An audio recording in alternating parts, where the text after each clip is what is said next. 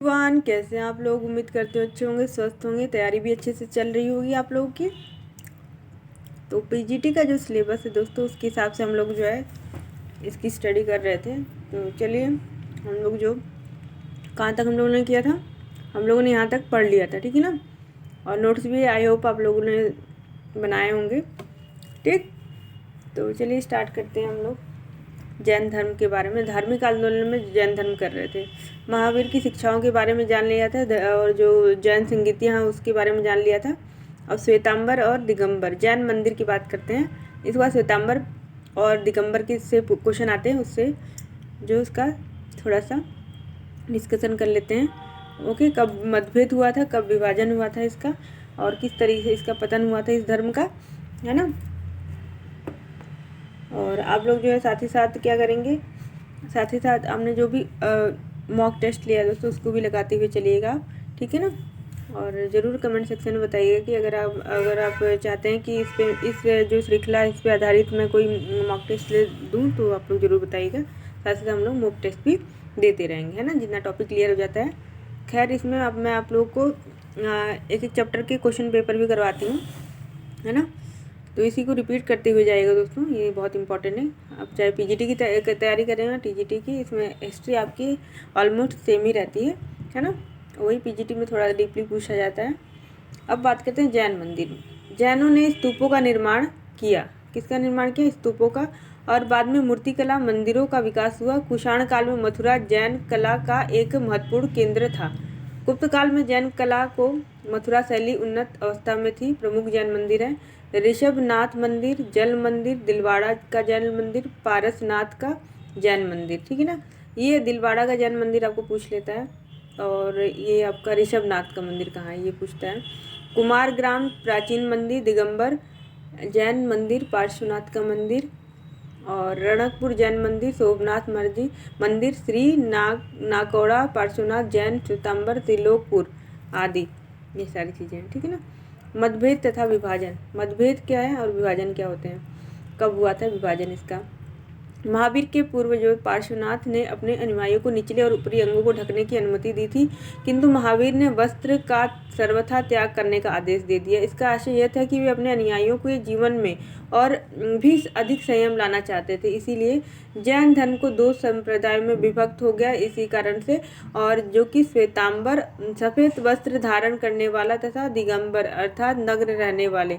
दिगंबर लोगों को जो दिगंबर लोग थे वो वस्त्र धारण नहीं करते थे, ठीक है। और श्वेतांबर लोग श्वेत वस्त्र धारण करते थे।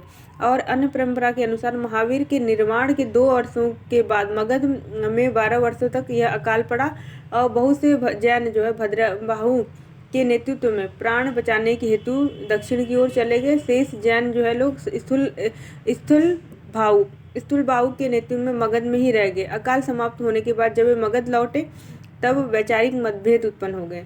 तो कुछ परंपराओं के अनुसार या कुछ अनुश्रुतियों के अनुसार ये कहा गया कि 12 वर्ष तक अकाल पड़ा यहाँ पे, और उसमें कुछ जो भद्रबाहु थे उनके नेतृत्व में, जो जैन भद्रबाहु थे उनके नेतृत्व में जो है दक्षिण में चले जाते हैं ना, साउथ में नीचे, ओके, दक्षिण भारत में यहाँ पे।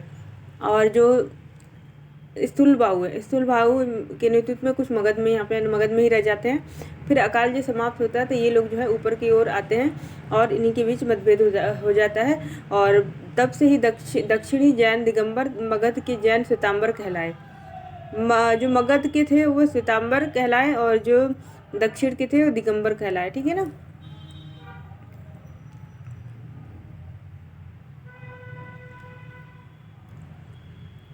और इनमें अंतर देख लेते हैं हम लोग। अंतर जो है इसको देखते हैं स्पष्ट।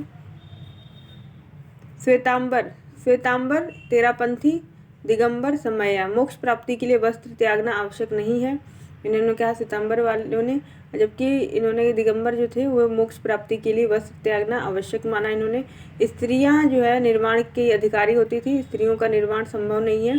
केवल प्राप्ति के बाद भी लोगों को भोजन की आवश्यकता जो है, इस जो श्वेतांबर मत के मानने वाले लोग थे उन्होंने कहा था केवल के बाद भी लोगों को भोजन की आवश्यकता होती है, लेकिन यहाँ पे कहा गया था केवल के बाद जो है भोजन की आवश्यकता नहीं होती है, ठीक है। इस तरह से जो है दिगंबर और श्वेतांबर में आप लोग जो है इसका अंतर देख सकते हैं स्पष्ट। श्वेतांबर के अनुयायी उदारवृत्ति वाले थे, धार्मिक नियमों में परिस्थिति के अनुसार परिवर्तन के पक्षधर थे और यह कट्टरपंथी जैनियों का संप्रदाय था। इस संप्रदाय के अनुयायी जैन धर्म के नियमों का पालन बड़ी कठोरता से करते थे। ठीक है ना। जैन धर्म पर समाज पर क्या प्रभाव पड़ता है ये देख लेते हैं हम लोग। जैन धर्म का समाज पर प्रभाव। जैन धर्म के द्वारा ही वर्ण व्यवस्था की जटिलताएं और कर्मकांडों की बुराइयों को रोकने के लिए सकारात्मक प्रयास प्रारंभ किए गए थे। जैनों ने ब्राह्मणी सभा संस्कृत के स्थान पर आम जनमानस की भाषा प्राकृत में उपदेश दिए। जैन साहित्य अर्धमागधी में लिखे गए। जैन धर्म में जो है अहिंसा पर अत्यधिक बल देने के कारण इनके अनुयायी कृषि और युद्ध में संलग्न न होकर व्यापार और वाणिज्य के महत्व को देते थे। ठीक है ना। तो वह कृषि और युद्ध में संलग्न नहीं थे, तो ये व्यापार और वाणिज्य को अधिक महत्व देते थे इन लोग। ये जो जैन धर्म थे, अहिंसा को त्यागना था इन लोगों को ना। तो इससे यहाँ पे क्या होती है, वाणिज्य यानी कि व्यापार में जो है उन्नति होती है, नगरों की संपदा बढ़ती है, जो नगर थे उनका विस्तार होता है। जैन जो धर्म थे जनता को सीधे और सरल उपदेश देते थे। ठीक है ना। इसलिए जो जनता थी उनके सरल और सीधे उपदेशों से आकर्षित हो गई और उन्होंने सीधे जीवन यापन सीधा साधा मार्ग बताया।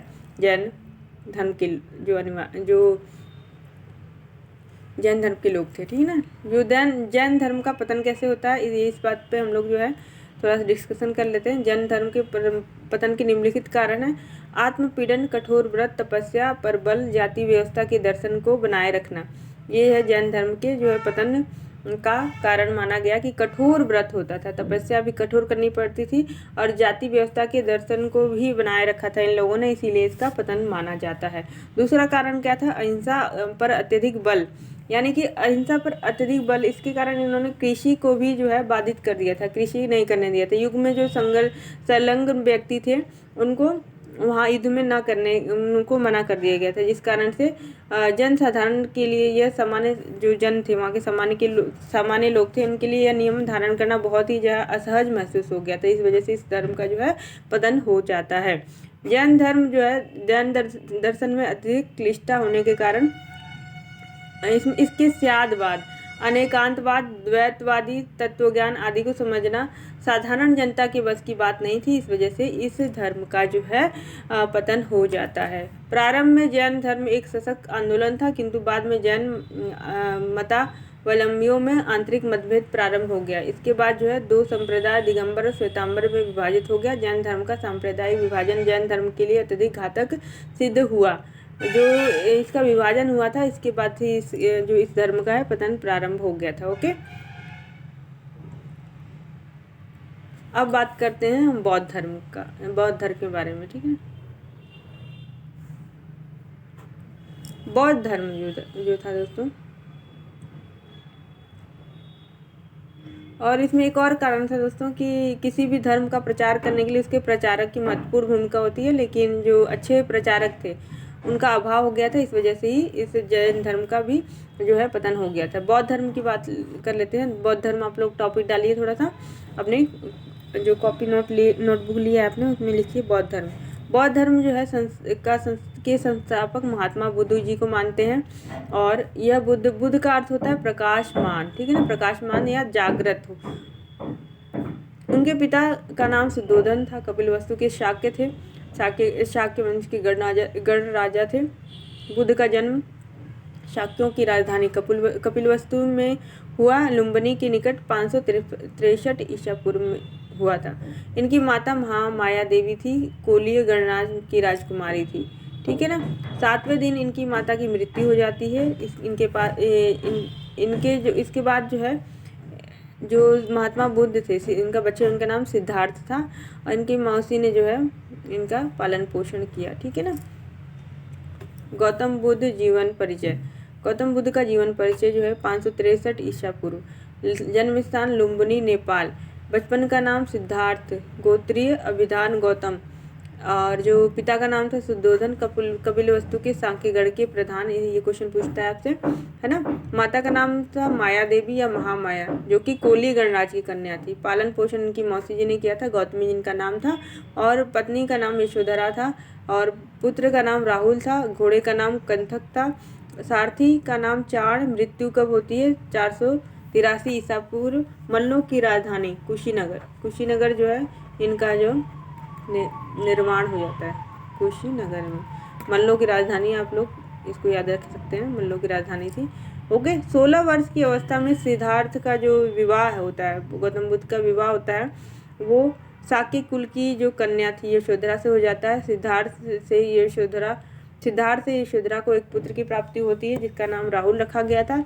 और इन्होंने जीवन संबंधी 4 अत्यंत प्रसिद्ध दृश्य देख लिए थे जिनको देखकर इनके मन में जो है, गौतम बुद्ध के मन में वैराग्य की भावना जो है वो उठ गई थी। पहले व्यक्ति, इनका क्रम पूछ लेता है दोस्तों, ये तो इम्पोर्टेंट है थोड़ा सा, है ना। क्रम में इसको देख लीजिएगा। वृद्ध व्यक्ति, बीमार व्यक्ति, मृत व्यक्ति, सन्यासी व्यक्ति।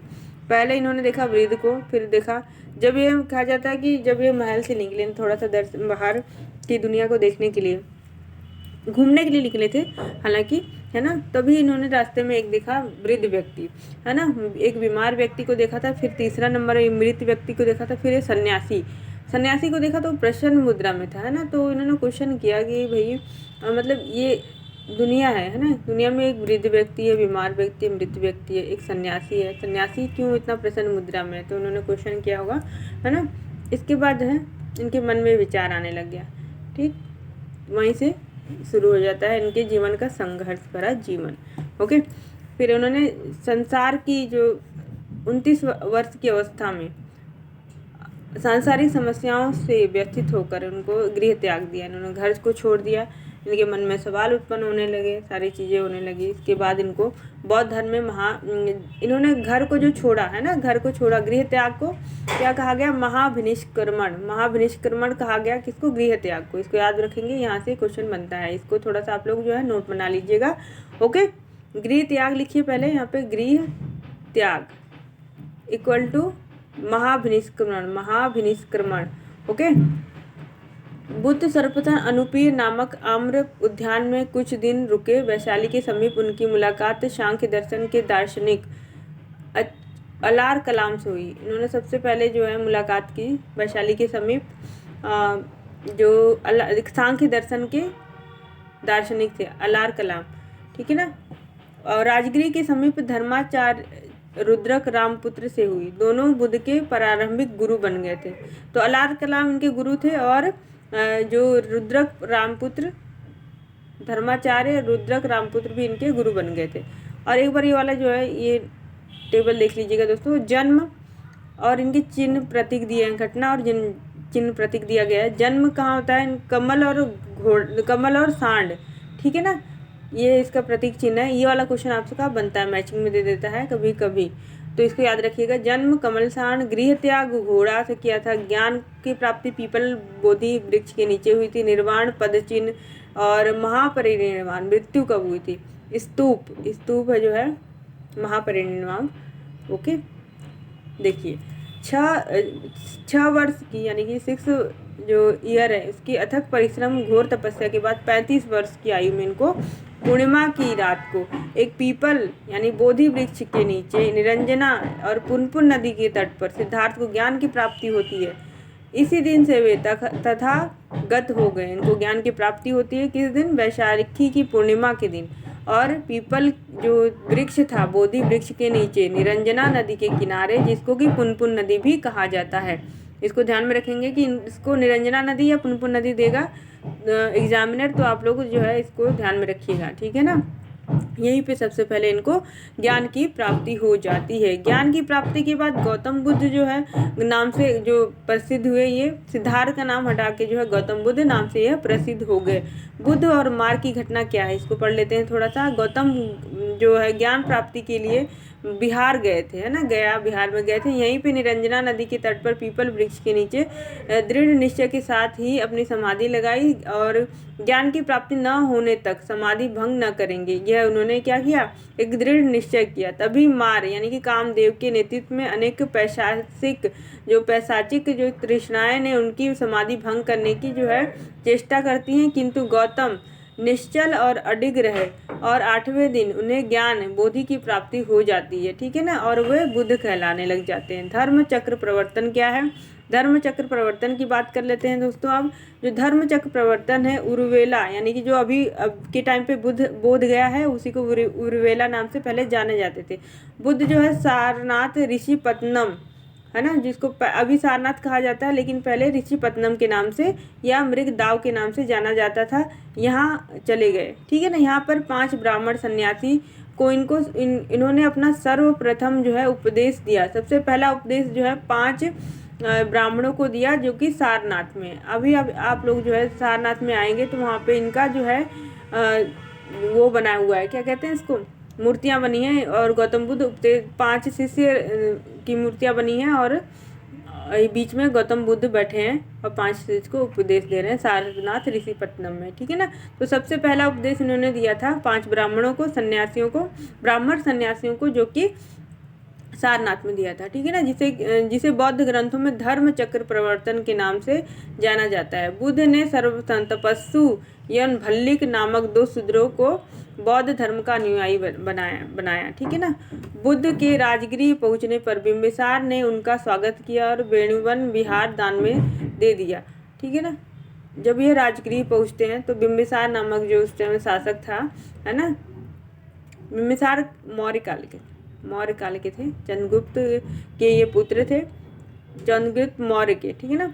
इन्होंने इसका स्वागत किया और वेणुवन विहार जो है दान में दे दिया। किसको? गौतम बुद्ध को। राजगृह में ही इन्होंने सारी पुत्र महामोगदलगयान, उपाली, अभय आदि इनके शिष्य बन गए। तो इस शिष्यों की भी आप नाम लोग जो है आप लोग नोट कर लीजिएगा दोस्तों। ठीक है ना। ज्ञान प्राप्ति के 8वें वर्ष वैशाली के लिच्छियों ने बुद्ध को वैशाली आमंत्रित किया, यानी कि वहाँ पे बुलाया, और कुटाग्रशाला नामक विहार दान में दे दिया। तो देख सकते हैं कि ज्ञान की प्राप्ति के बाद इन लोगों को जो है किस तरीके से बुलाया गया गौतम बुद्ध को, और ये सारी चीज़ें दान में दी गई। अपने शिष्य आनंद के कहने पर बुद्ध ने वैशाली में महिलाओं को भी संघ में प्रवेश करने की अनुमति दे देते हैं। कहाँ पे? आनंद के कहने पे। ठीक है ना। वैशाली की जो महिलाएं थी, प्रजापति गौतमी, जो इनकी जो मौसी थी, माता समान मौसी, इन्होंने पालन पोषण किया था गौतम बुद्ध का, यही जो है पहली भिक्षुणी बन जाती है। तो यहाँ से आपका क्वेश्चन बन जाता है दोस्तों कि पहली महिला वह कौन सी महिला थी पहली जो महिला जो कौन सी थी जिन्होंने संघ में प्रवेश लिया या पहली भिक्षुणी बनी? प्रजापति गौतमी जो थी, इन्होंने पहली भिक्षुणी बनी थी। कौशाम्बी का शासक उदयन बौद्ध भिक्षु पिंडोला भारद्वाज के प्रभाव से बौद्ध बन गया। ठीक है ना। और घोषिताराम विहार भिक्षु संघ को प्रदान किया। जो घोषिताराम विहार था, भिक्षु संघ को प्रदान कर दिया गया। ज्ञान प्राप्ति के 20वें वर्ष में बुद्ध श्रावस्ती पहुँचे और वहाँ अंगुलीमाल नामक डाकू को अपना शिष्य बना लिया। ओके। इसके बाद जो है नोट देख लेते हैं हम लोग। बुद्ध ने अपने जीवन के सर्वाधिक उपदेश कौशल राज्य की राजधानी श्रावस्ती में दिए। तो ये इम्पोर्टेंट है। ओके। कौशल राज्य जो है की राजधानी श्रावस्ती में सर्वाधिक उपदेश देते हैं। उन्होंने अंतिम उपदेश कुशीनगर में सुभद्र को दिया, और लास्ट वाला उपदेश जो है कुशीनगर में सुभद्र को देते हैं ये। ठीक है ना। मगध को उन्होंने अपना प्रचार केंद्र बनाया। मगध को क्या किया? प्रचार केंद्र बनाया। महापरिनिर्वाण की बात कर लेते हैं दोस्तों। महापरिनिर्वाण जो है, महात्मा बुद्ध ने अपने जीवन के अंतिम पड़ाव में हिरण्यवती नदी के तट पर अपने जो शिष्य थे चुंद के यहाँ सुकर माधव भोज सामग्री खाई थी। यहीं पे इनको अतिसार रोग हो गया, उससे पीड़ित हो गए, और यहीं पे इनकी मृत्यु हो जाती है 483 ईसा पूर्व में 80 वर्ष की आयु में। ठीक है ना। इनको बौद्ध परंपरा में महापरिनिर्वाण नाम से जाना जाता है।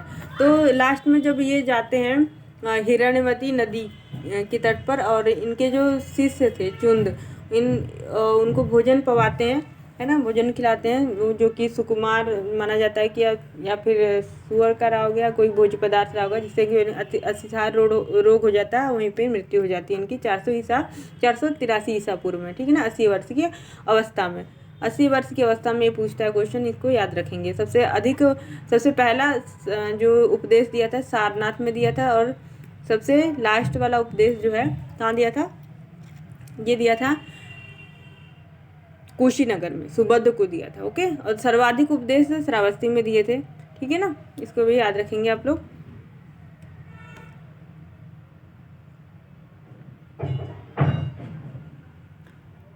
तो गाइस इसको महापरिनिर्वाण देख लेते हैं थोड़ा सा। मृत्यु के पूर्व कुशीनारा के परिवारजक सुबुध को उन्होंने अपना अंतिम उपदेश दिया था। महापरिनिर्वाण के बाद बुद्ध के अस्थि अवशेष 8 जगह जो है उनको भेजा गया। पहला मगध में भेजा गया, वैशाली, कपिलवस्तु, अलकप, रामग्राम, पावा, कुशीनारा और बेथाद्वीप। इन्हीं 8 के क्षेत्रों में 8 स्तूप बने। ठीक है ना, इसको भी ध्यान में रखेंगे आप लोग। ठीक है, बौद्ध की शिक्षाओं के बारे में बात कर लेते हैं। बौद्ध की क्या क्या शिक्षाएं थे। और देखिए शिक्षाओं में आम जनता की भाषा जो है पाली थी। इन्होंने पाली में ही उपदेश दिया। पाली में जो है उपदेश देते हैं कौन? गौतम बुद्ध। और इनके अनुसार जो है सृष्टि दुखमय है, क्षणिक और आत्मविहीन है। वे ईश्वर और अपौरुषेय वेद की सत्ता को स्वीकार करते हैं। बुद्ध ने जन्म आधारित वर्ण व्यवस्था को अस्वीकार किया। ठीक है ना, बुद्ध ने जो है प्रतित्य समुत्पाद को संपूर्ण जगत पर लागू किया। ठीक है ना, प्रतित्य समुत्पाद। महात्मा बुद्ध के अनुसार एक वस्तु के विनाश के पश्चात दूसरे वस्तु की उत्पत्ति हो जाती है। प्रत्येक घटना के पीछे कुछ न कुछ कारण अवश्य होता है। कारण का यही सिद्धांत क्या कहलाता है? प्रतित्य समुत्पाद। ठीक है ना, बौद्ध ने निर्वाण प्राप्त करने को कहा गया है कि इच्छाओं और तृष्णाओं से छुटकारा, जिससे कि जन्म मरण के बंधन से मुक्ति मिल जाएगी। ठीक है ना, निर्वाण मतलब क्या होता है? उनके अनुसार इच्छाओं और तृष्णाओं से छुटकारा मिल जाएगा, जन्म मरण के बंधन से मुक्ति मिल जाएगी। ठीक है ना, निर्वाण का अर्थ होता है दीपक का बुझ जाना। दीपक का बुझ, तो कभी कभी ये क्वेश्चन पूछेगा दोस्तों आपका, निर्वाण इक्वल टू का अर्थ क्या होगा? दीपक का बुझ जाना। ऐसा आपके ऑप्शन होगा तो आप वहाँ टिक लगा दीजिएगा। अर्थात जीवन मरण के चक्र से मुक्त हो जाना। बुद्ध ने मध्यम मार्ग, मध्यमा प्रतिपदा का उपदेश दिया। ठीक है ना, बौद्ध धर्म के त्रिरत्न की बात कर लेते हैं। तो त्रिरत्न थे बुद्ध, धर्म और संघ। ये बौद्ध धर्म के त्रिरत्न थे। और हमने ऊपर जो पढ़ा था जैन धर्म के त्रिरत्न, सम्यक ज्ञान, सम्यक दर्शन और सम्यक, एक तीसरा जो रत्न था सम्यक ज्ञान, सम्यक दर्शन, सम्यक वाणी, है ना। इसके याद रखिएगा आप लोग। बौद्ध धर्म के 4 आर्य सत्य थे। दुख समुदाय, दुख निरोध गामिनी। ओके, इसके बाद अष्टांगिक मार्ग इन्होंने दिया था। बुद्ध ने 4 आर्य सत्य में दुख निरोध का उपाय बताया। इसे दुख निरोध गामिनी प्रतिपदा कहा गया। इसे मध्यमा प्रतिपदा या मध्यमा मार्ग भी कहते हैं। ठीक है, उनके इस मध्यमा प्रतिपदा मार्ग में 8 सोपान दिए थे, जिसको कि अष्टांगिक मार्ग कहा जाता है। अष्टांगिक मार्ग जो है गौतम बुद्ध ने दिए थे। इसको आप लोग ध्यान में रखेंगे। सम्यक दृष्टि, सम्यक संकल्प, सम्यक वाक, सम्यक कर्मांत। ओके, सम्यक आजीव, सम्यक जो है व्यायाम, सम्यक स्मृति, सम्यक समाधि। ये सारी चीज़ें आप लोग याद रखेंगे। समाधि मतलब एकाग्रता, स्मृति सात्विक भाव, व्यायाम मानसिक शारीरिक स्वास्थ्य, सम्यक आजीव सदाचार युक्त आजीविका। बुद्ध के अनुसार अष्टांगिक मार्गों का पालन करने के उपरांत मनुष्य जो है भव तृष्णा से नष्ट हो जाता है और उसे निर्वाण की प्राप्ति हो जाती है। ओके, तो गाइस आज हम लोग जो है इतना हम लोगों ने जो है डिस्कस कर लिया। उम्मीद करती हूँ ये वीडियो आप लोगों को पसंद आई है दोस्तों। और वीडियो यहीं पे एंड करते हैं। नेक्स्ट जो है इसके बाद हम इस अगले जो वीडियो में हम लोग पढ़ेंगे, नेक्स्ट वीडियो में 10 शील सिद्धांत, दर्शन और बुद्ध के पूर्वज और धार्मिक आंदोलन, ये सारी चीज़ें, बौद्ध संघ की कार्य प्रणाली, कैसे इसका पतन हुआ, नेक्स्ट वीडियो में पढ़ने वाले हैं। तब तक के लिए गुड बाय दोस्तों, मिलते हैं नेक्स्ट वीडियो में। उम्मीद करती हूँ कि आप लोग अच्छे से पढ़ाई कर रहे होंगे दोस्तों। अच्छे से पढ़ाई करिए, क्योंकि इस बार जो है आपको नौकरी प्राप्त करना ही करना है। आपका लक्ष्य होना चाहिए यही, है ना, किसी भी तरह से। तो bye bye, goodbye, take care दोस्तों। आज के लिए इतना ही, मिलते हैं नेक्स्ट वीडियो में।